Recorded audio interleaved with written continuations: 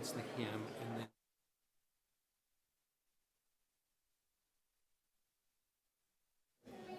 I'm not doing the chalice.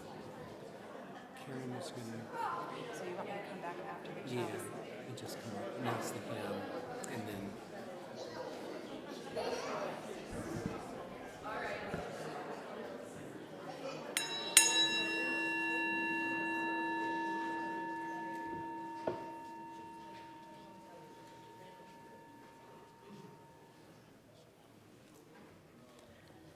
Good morning.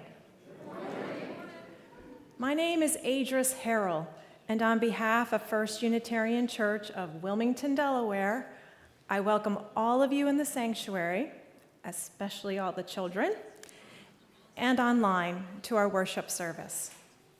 With no more expectation than goodwill in your heart.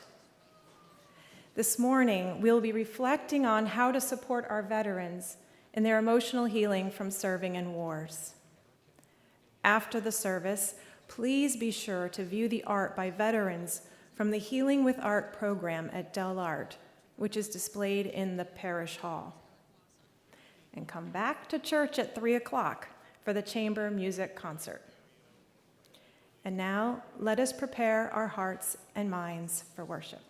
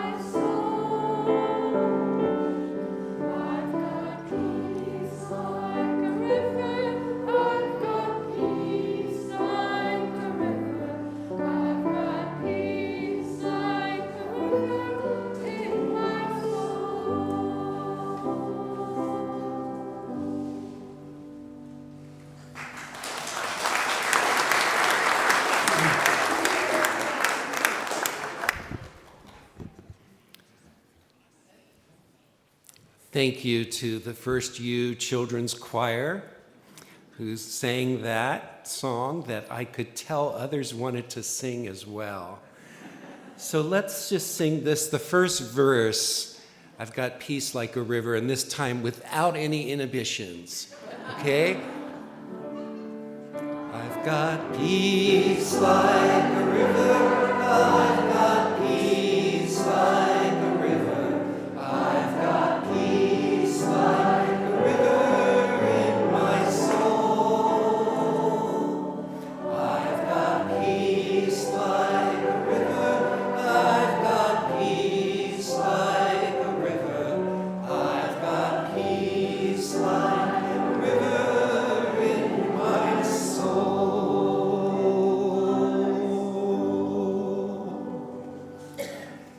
Good morning. I'm the Reverend Larry Pierce, minister here at First Unitarian Church of Wilmington. I want to give you a warm welcome on a cold day.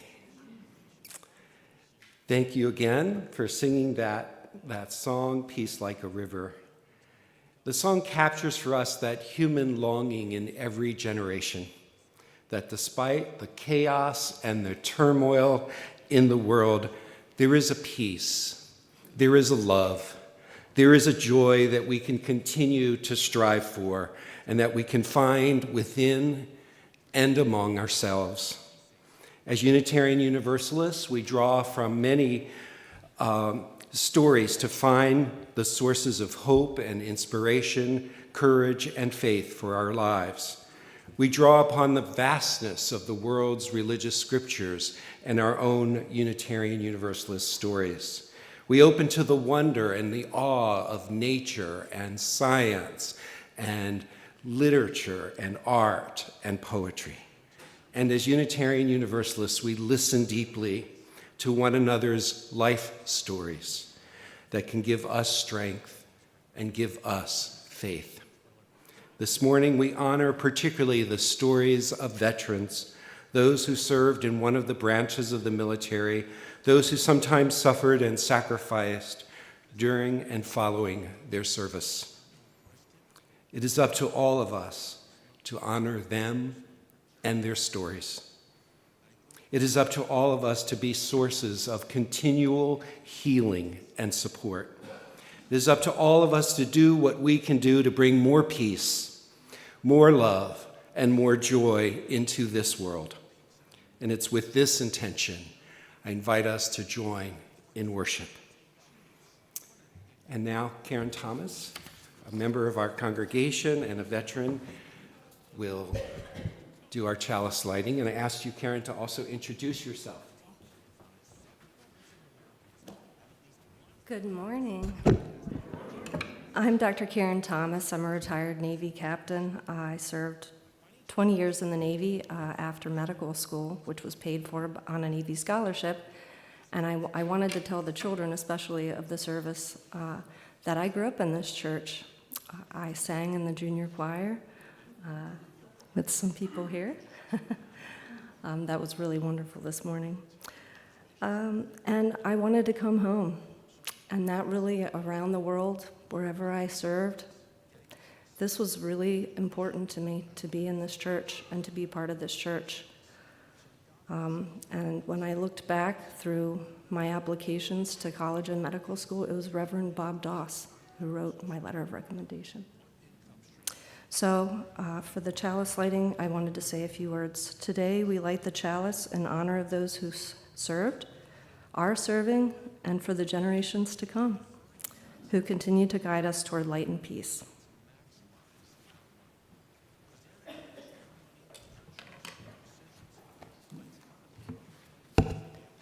Please rise and body your spirit to sing hymn 1024, When the Spirit Says Do, and remain standing after the hymn for the unison affirmation.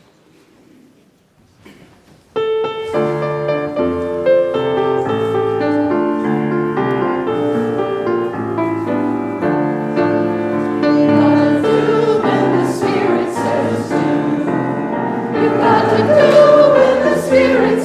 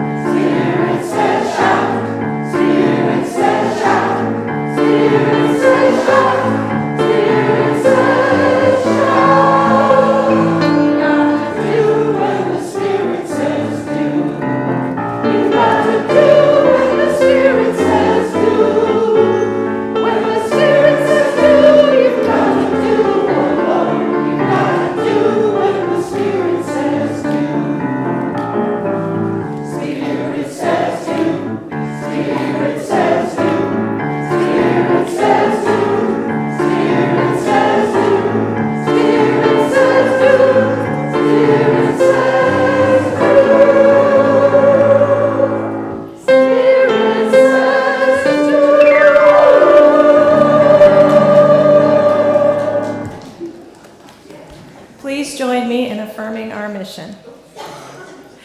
First Unitarian Church of Wilmington is a beloved community that nourishes minds and spirits, fights injustice, and transforms the world through loving action.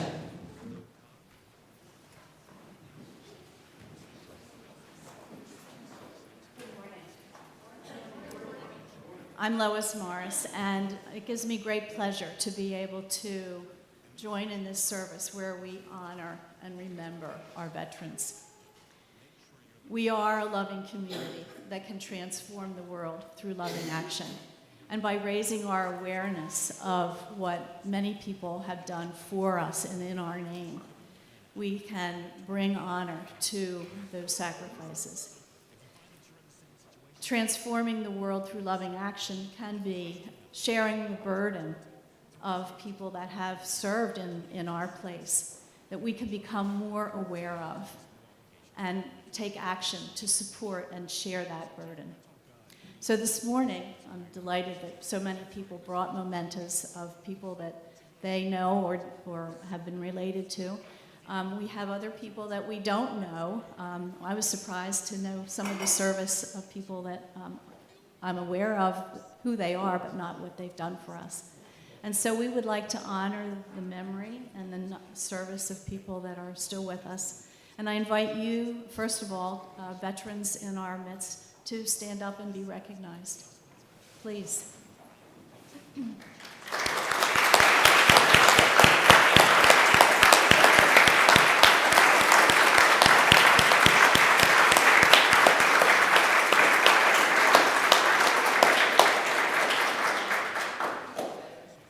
We have here candles, and as Unitarians, we know we light our candle and spread our light throughout the world.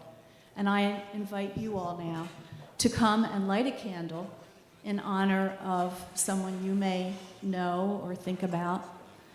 I personally know of someone that served in Vietnam, and that experience has altered their life. And so I light a candle for Mark Fallows. Please come forward and light a candle.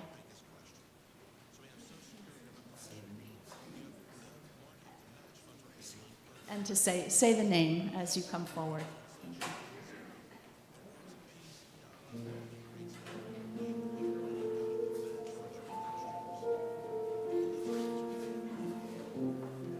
Kevin Flaherty.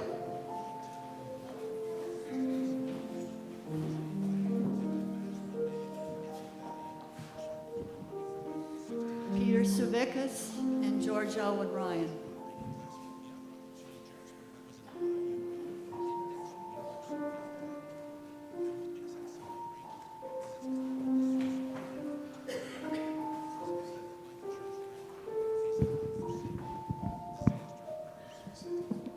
Giovanni.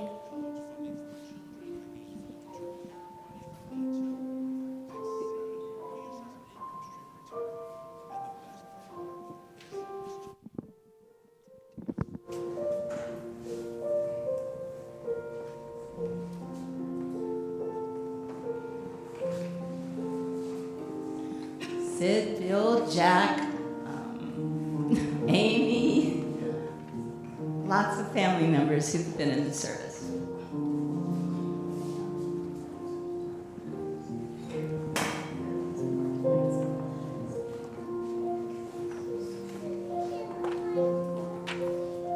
Lieutenant Michael Walker.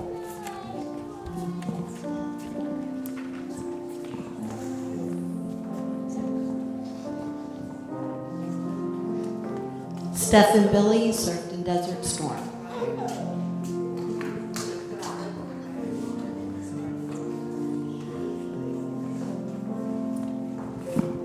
My husband, John Calperthwaite.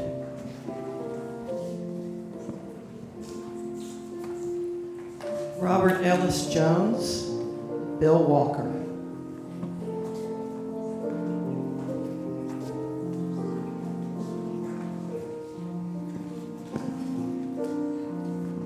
My father, Garrett Billiter.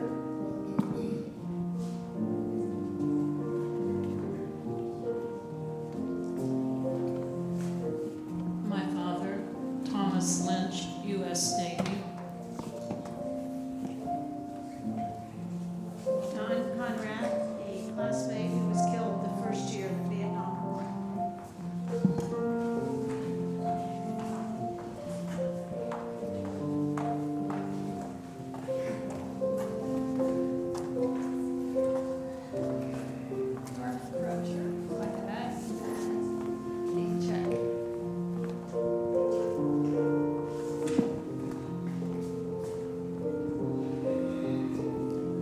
Master Sergeant Robert Stone, my dad.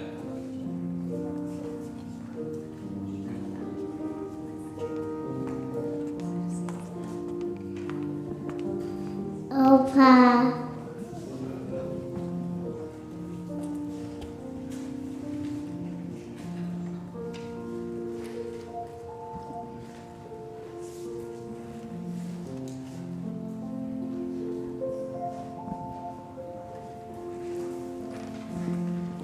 Two boyhood friends, Eric Taylor, Huey pilot, and John Rucker, infantryman.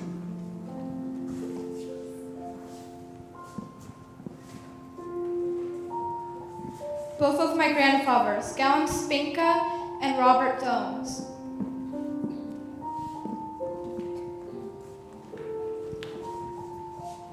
My father, James Doherty, U.S. Navy, World War II.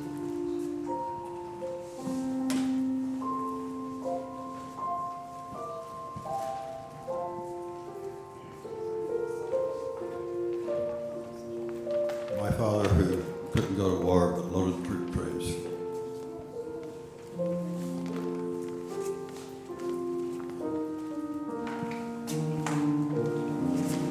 My father, Alton Lawson, and my grandfather, Samuel Press.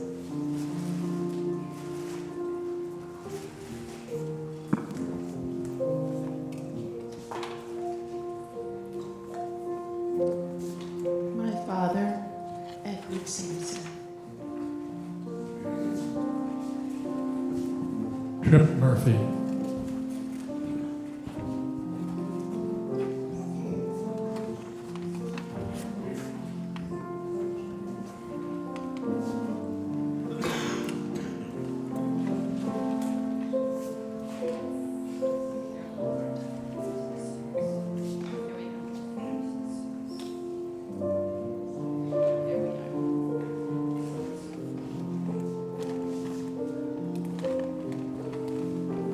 Grandmother had 12 children, 7 sons. I write this for the 5 sons who fought in World War II, Army, Navy, Air Force.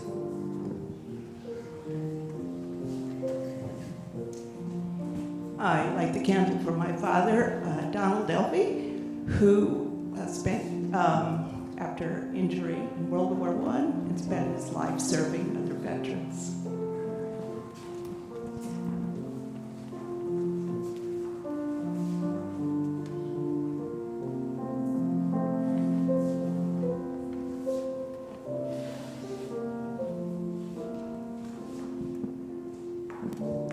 For my father, Constant Gavadas, who fought in World War I and received the Purple Heart.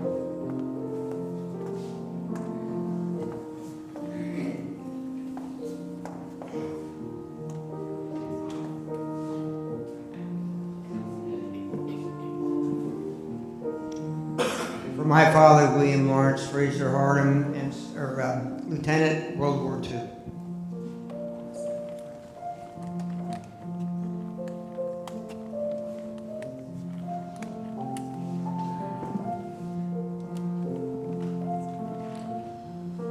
For my uncles who served in World War II, Jim Kenyon, Albert Simons, Clifford Simons, and the person I was named after, Richard Simons.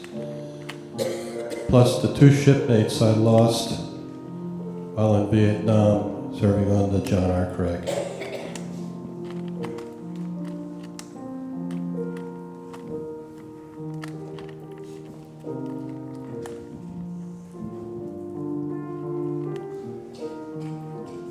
Victor and Richie Zambrano.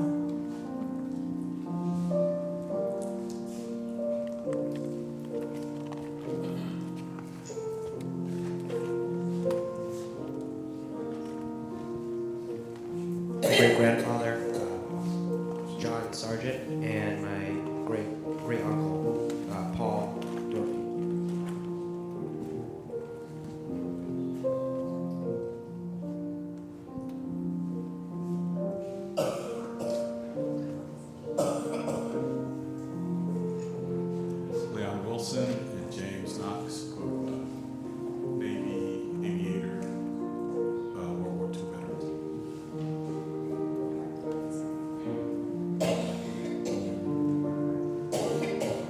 They inspired me to join.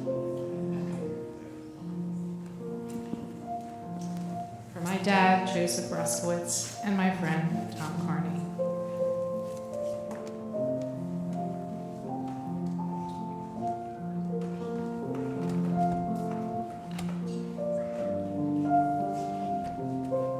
My great uncle Marty, and my friend Matt Still.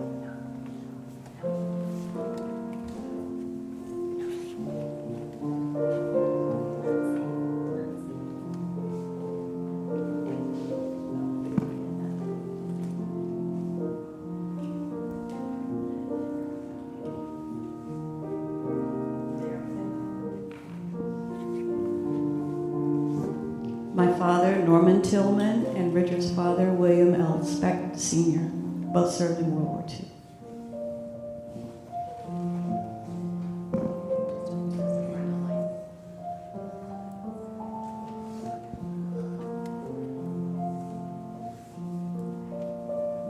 For my dad, Donald Tull, who served during the Korean War.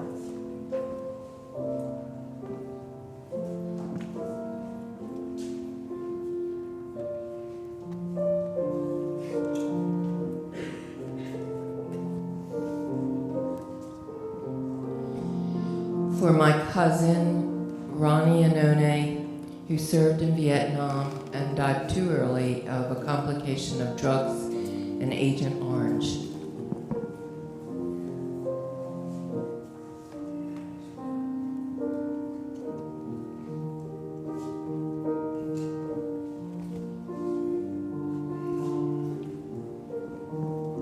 For my father, Ted Takis, who served as a paratrooper in the 1st Special Service Force in World War II, and to my many uncles and cousins over the years that have been in various conflicts protecting us.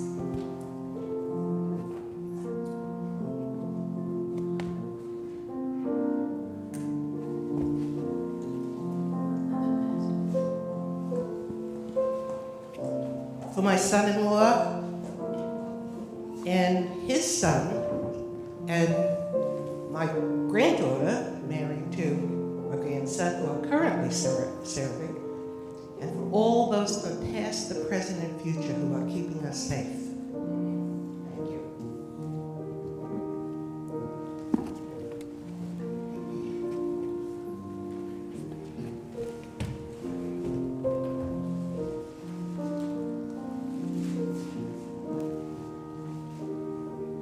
For my father, John Ricks Priest.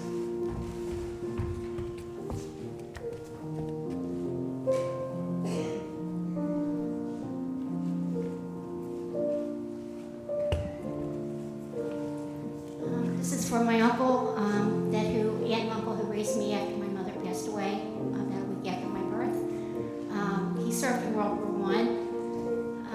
They were a great couple, and he often remembered being in World War I and being reactive to, I guess, some gases that they used. He was sort of injured by that. So, but he was a wonderful man, and I love him, both of them forever. Thank you.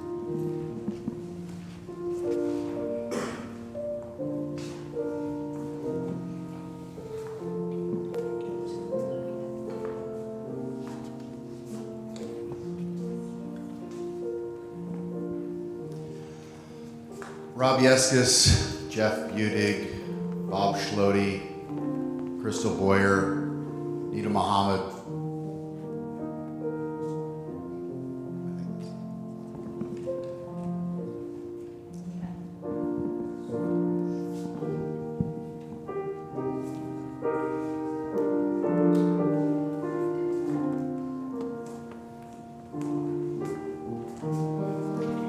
And I light this candle for my dad, Fred Gerkensmeyer, my grandfather, Adolph Gerkensmeyer, Mark Fallows, Brett Gordon, Ed Hunter, and all those that serve.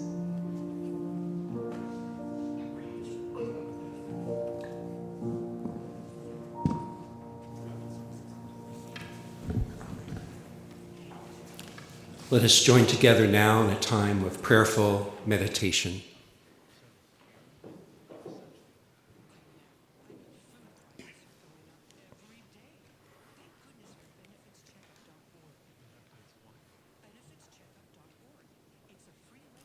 We pause before these flickering flames and these mementos which have been placed on this table this morning to honor, to remember those who have served. Each has a story to tell. We pause now to let the names that we've heard resonate within this room and within our collective heart.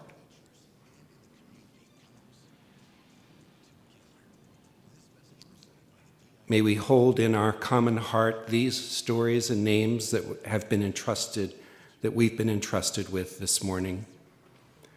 To those whose service was brief, and to those who made a career of their service.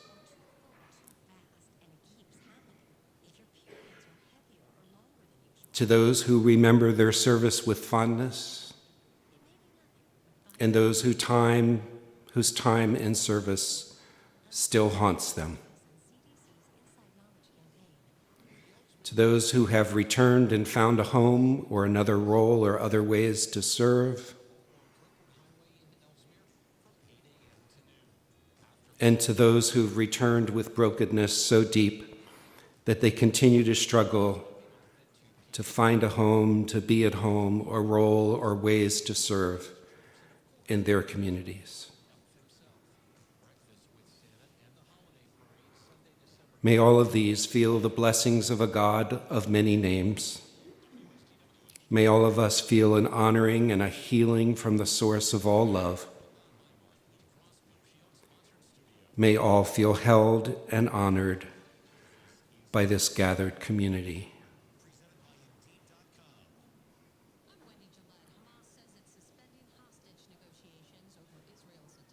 Amen.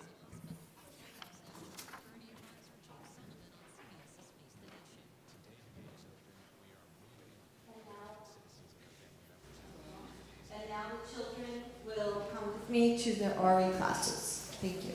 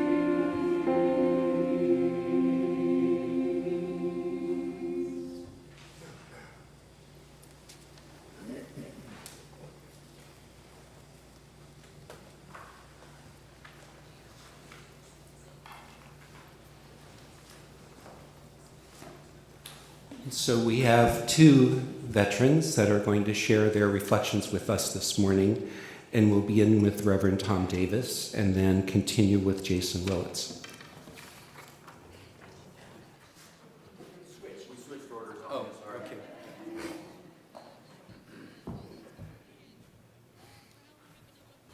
Good morning.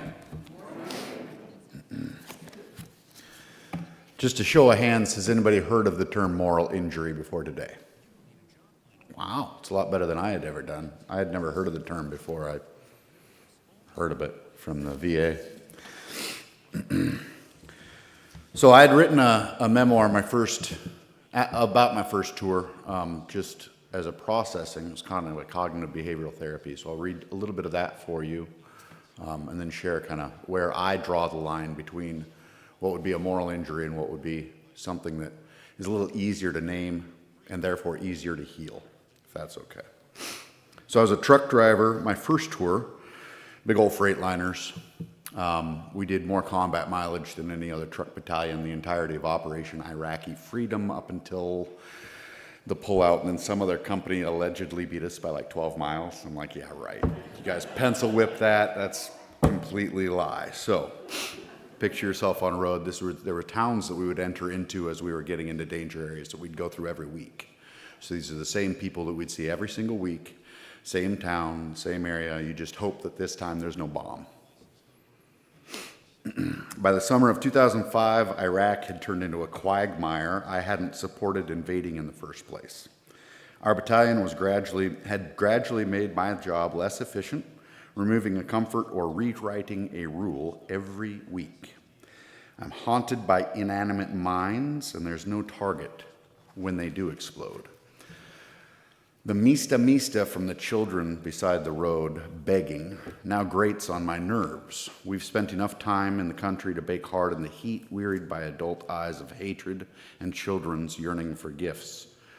During this particular trip into Iraq, our convoy was hauling ammunition, which meant that there were none of the 3 or 4 civilian third country national trucks in between our army trucks in our army convoy that had been contracted out. These are pure civilians, nothing else to do. We get to babysit them.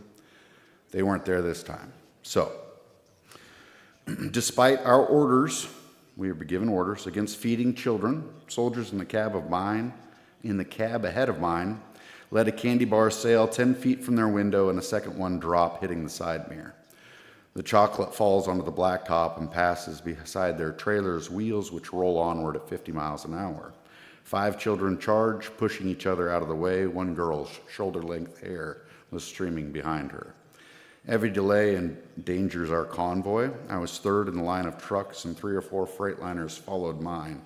Each of us is a potential target for RPGs, and we're much safer at 50 than we are at stalled. I've been ordered to stop for nothing unless disabled by a bomb blast or a brake malfunction.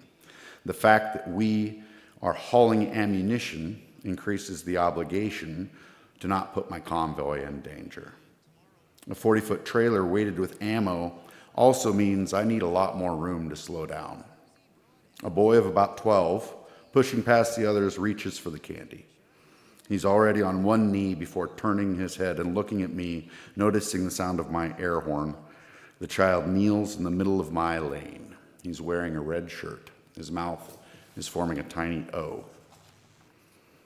As I stand like a backlash on that brake, doing all I can to stop my truck, putting my convoy at risk for this dumbass kid, I wonder what will happen if I run him over. Will I be pitied as like the unlucky driver that the boy just kind of jumped out of?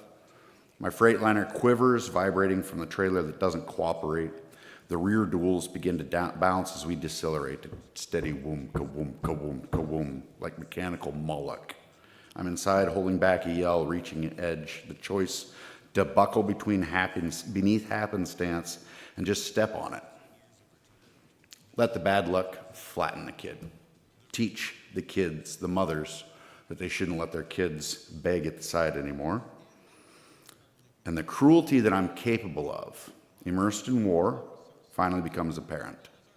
I fight with the momentum of the truck as I struggle against the momentum of 8 months of pent-up rage, a monstrosity within me of inhuman anger at situations beyond my control.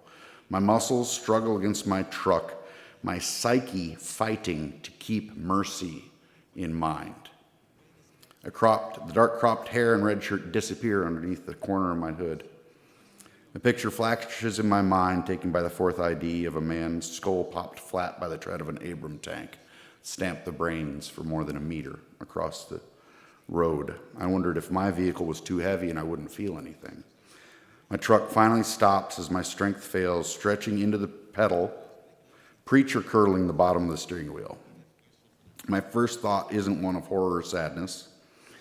Instead, I think of the safety of my convoy. We have to keep moving. There's nothing I can do. If I steer left, I was trying to figure out, okay, if I steer around, maybe my rear tires won't continue the damage. Or if I stop and I back up and I take the time to try to steer around him, now we've got the potential for attacks coming our way. Tomorrow, we're definitely going to get attacked because of this, either way. So all I'm thinking of, how do I save my convoy? What do I do to look less cruel in the eyes of the civilians next to me?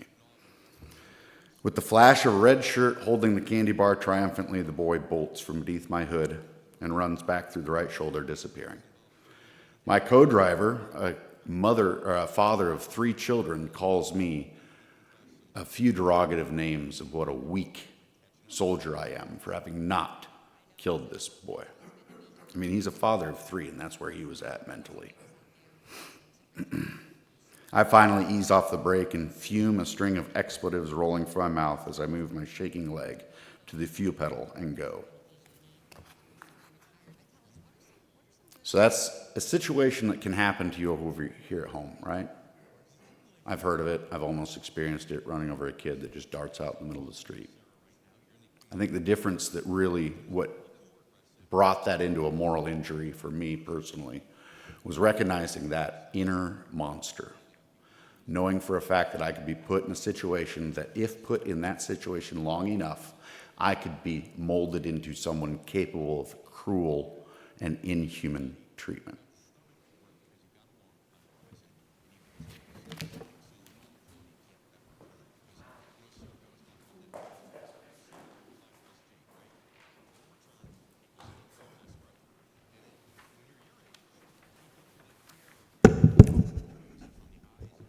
Thank you, Jason. And thank you, First Unitarian Church, for this day, which already has touched me deeply. My name is Tom Davis, and I'm a Navy vet, and I served first on a destroyer escort for a short term. And then I got a most unusual duty. I was sent to be an advisor to the South Vietnamese Navy at a coastal group about 40 clics, that is kilometers, southwest of Saigon. And the duty of that particular group was to search sampans to make sure that the enemy wasn't moving men or supplies into the area. I got that duty because I was fluent in French, and the Navy thought I'd be of use because the Vietnamese officers often spoke French. They were educated in French schools. I didn't want to go to Vietnam. I joined the Navy to stay out of the Army draft, and thought that I would be on the ocean somewhere, but it didn't work. And I ended up living with 3 other Americans as military advisors to this Vietnamese base, about 200 sailors and some families, some Vietnamese families. It was a very interesting year. I've always been interested in other cultures, and I was a cultural minority during that year, and learned some Vietnamese. Tôi nói tiếng Việt ít thôi, even today. But it was a tough year. Jason, you've done a very good job of exemplifying a case of moral injury. Moral injury, by the way, is a term that evolved out of research about the Vietnam War. The history of society's awareness of the psychological and spiritual harm done to soldiers during war isn't very old. In World War I, we were still calling that kind of injury shell shock. And we thought it had to do with just the brutality of being where there were explosions and bullets coming their way and so forth. But eventually we understood that the injury is more complex than that. And moral injury, as I said, came out of Vietnam research. It is a deep wound to the conscience because of something one did, or in some cases failed to do. If a buddy died beside you and you failed to treat him properly with a tourniquet and save his life, he could be morally injured for that kind of injury. But in the moments that remain to me, I want to explain that there's more to it than that. You can even have moral injury because you're aware that war is morally wrong, and yet you can't escape from it. You're trapped in a window of time. And the only way that you can go home is to participate in that beastly stuff. Yeah. I felt that in Nam about halfway through my tour. I didn't like what I was doing. It hit me one day when I was in an ambush, setting the ambush. It failed, and I was happy that it did not work, because I didn't want to kill these 3 rather older Vietnamese men who were walking to a bunker. I didn't want to kill them because that felt to me like murder. It's not like a firefight when you're shooting back to save your life. It felt like murder. And so I was in an unexpected spiritual retreat. My buddies went upriver for supplies, and I was left alone for 3 days monitoring the radio. I had a lot of time to pray. And I prayed to the Spirit of Jesus to deliver me from this somehow. And I had a kind of Apostle Paul Road to Damascus experience. I felt the Spirit of Jesus. I didn't see anything, didn't hear anything, but wow, you got to move, you got to do, and the Spirit says do. You really do. So I decided at that moment, if I survived, I was going to change my major from philosophy, I had a master's in it by that time, to religion. And I came back home, went to seminary, eventually became a teacher of religion at a new seminary in Florida.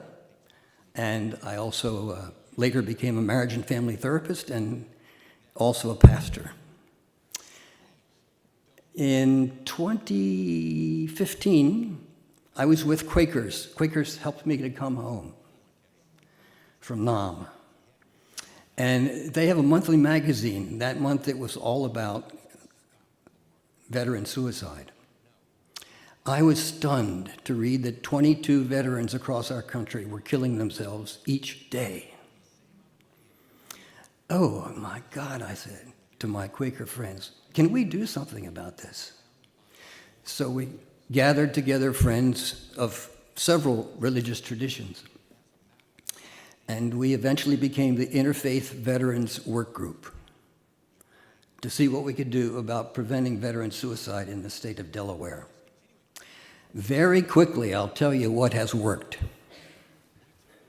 Nadine Harris, who is a pediatrician and has studied trauma in children, says, to recover from trauma, whether you're a child or whether you're an adult, takes 6 things, and they're all about being a healthy human being. The first thing is, get some sleep. We don't sleep enough. 7 or 8 hours is recommended to heal your brain every night. Secondly, get good nutrition.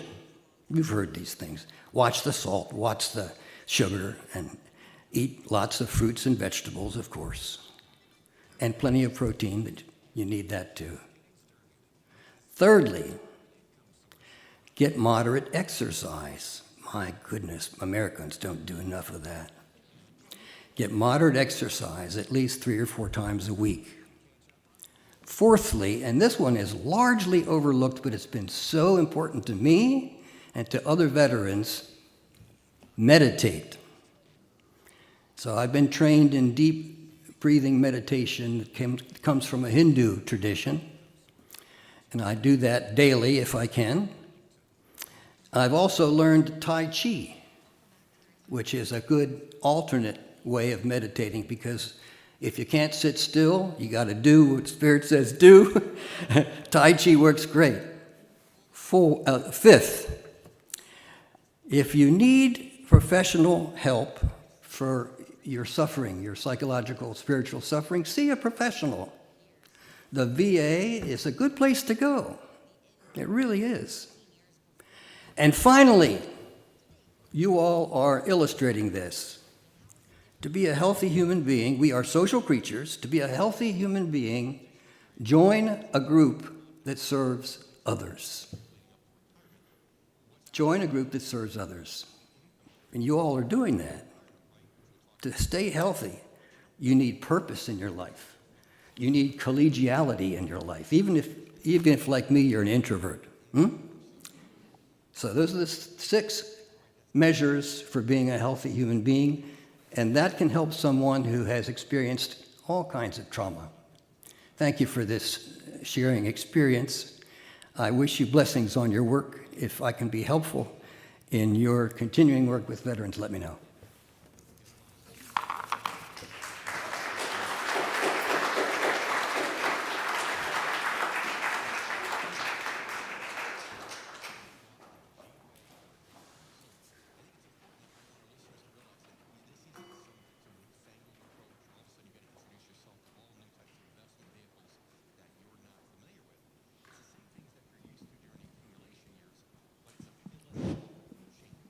So thank you, Jason. Thank you, Tom. So the stories that we have heard today hopefully have awakened us to a deeper understanding and the impact of moral injury, and also help us to recognize that we have a responsibility, whether we have directly served, whether we have a family member that have served, or just a member of the community. We all share the burden, of the healing that can occur. So as now we move towards concluding our service, let's take a moment and think about what particular role, what particular part, what particular responsibility can any one of us take to help heal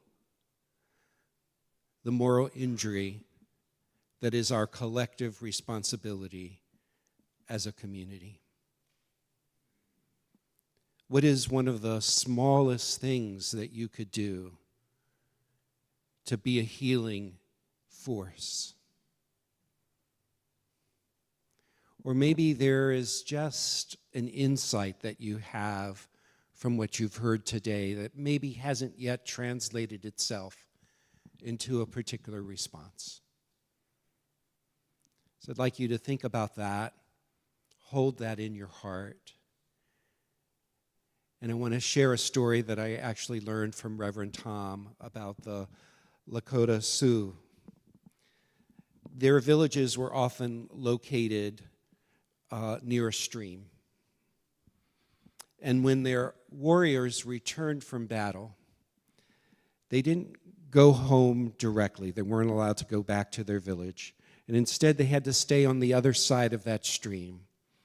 And they had to go through a sweat lodge. They had to wipe off the war paint.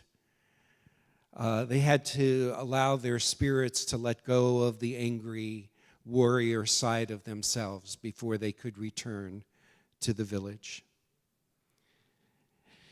Then when these steps were taken, each warrior carried a knapsack that was filled with stones. And when they got to the village, they would put their knapsack in the center of the village, and all the villagers would come forward and take one of the stones and bring it to their teepee with the recognition that each needed to carry the burden of the healing moving forward. Each had to share in the burden of healing and transformation. So the moral burdens which their warriors brought home now belonged to everyone. So I'd like for you to think as we hear some music, what is it that you want to do moving forward? What is it that you want to carry forward from this service? And because of the time, we're not going to actually have you share that aloud necessarily. We'll see how our time goes. But if you feel so led, come take a stone. Think about what is the burden and the responsibility you want to take for healing the moral injury that we all have responsibility for moving forward.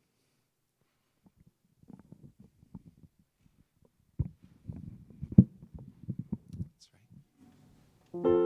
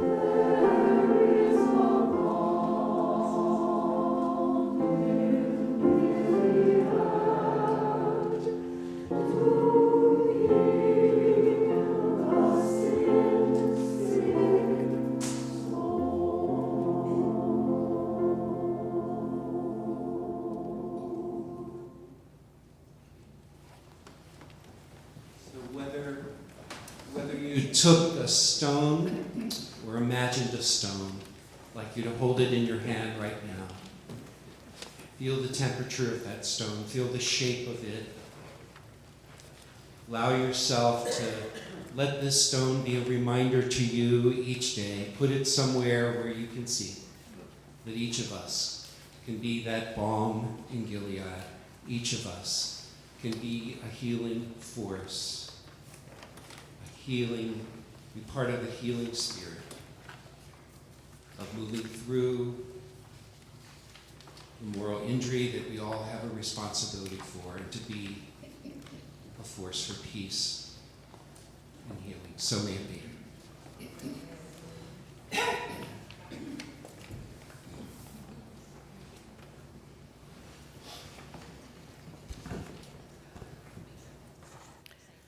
First Unitarian Church is here to comfort us when we're hurting, and provide community when we need connection.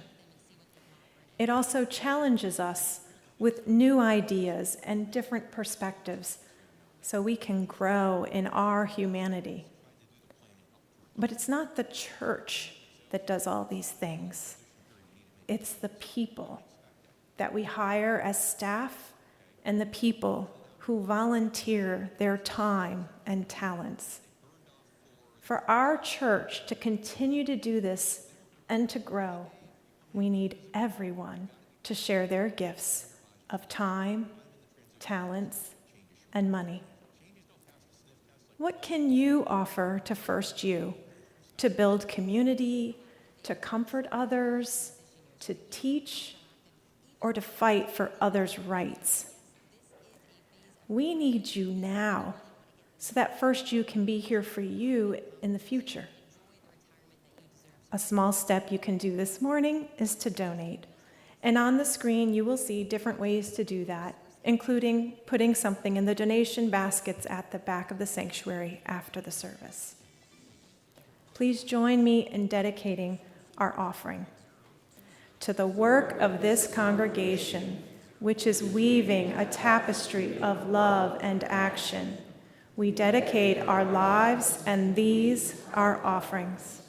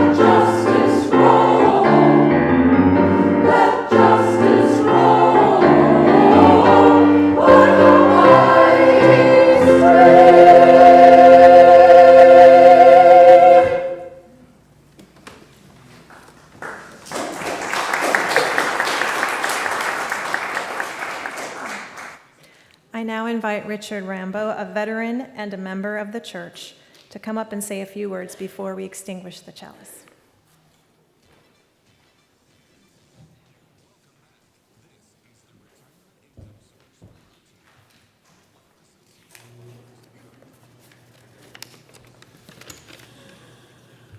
Good morning. My name is Rick Rambo, and I'm a veteran of the United States Navy. I served as a sonar technician aboard the USS John R. Craig, a destroyer, and on that ship I completed 2 tours in Vietnam. There's a saying among veterans, all gave some gave all. For some gave all, we observe Memorial Day to honor those who gave the ultimate sacrifice for our country.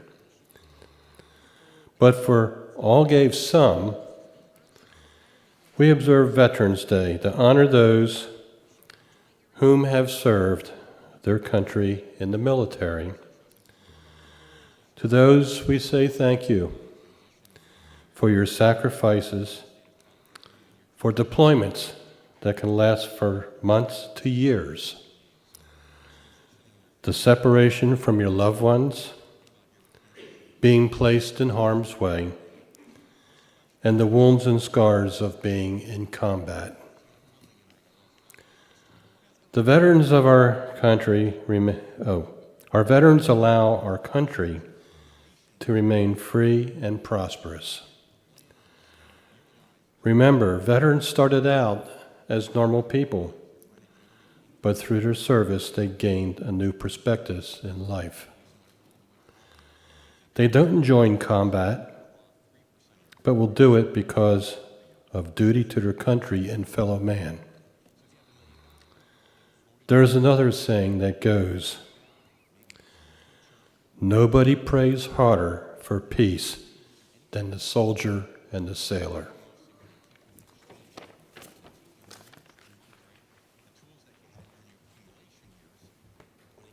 We extinguish the chalice as I read these words from John F. Kennedy. As we express our gratitude, we must never forget that the highest appreciation is not to utter words, but to live by them.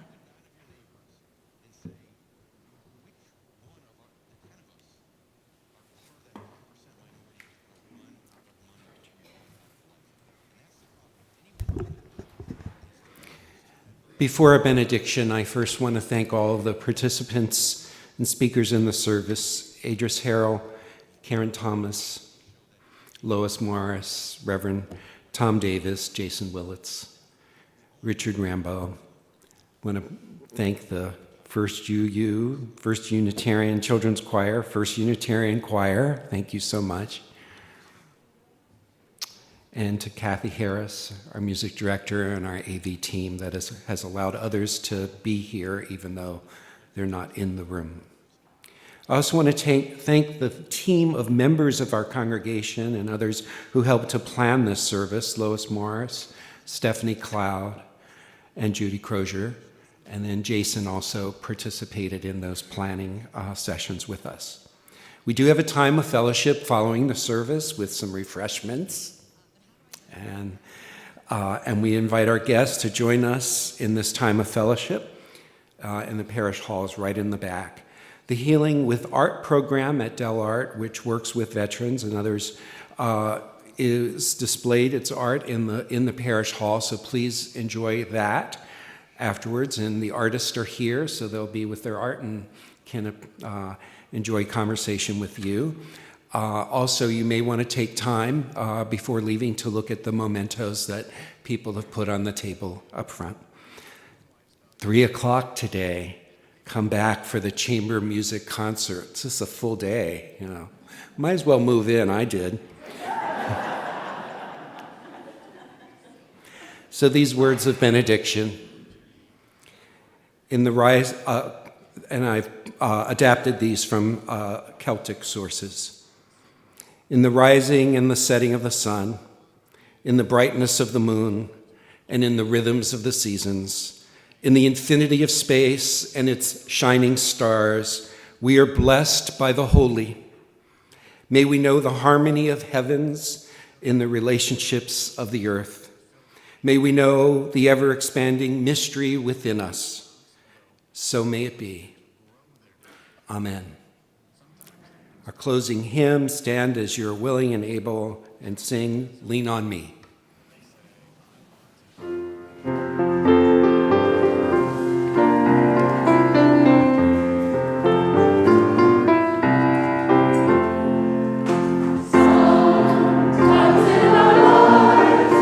We all have pain, we all have sorrow.